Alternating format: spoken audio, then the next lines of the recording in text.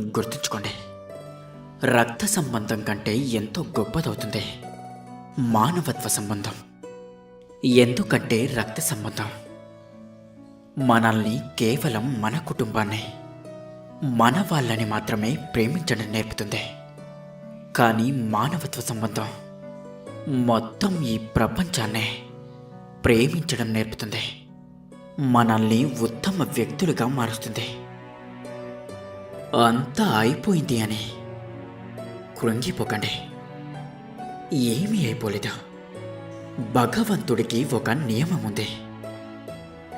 ఎప్పటి వరకైతే ఊపిరి ఆడుతుందో అప్పటి వరకు మనిషికి అన్ని అవకాశాలు ఉన్నట్లే.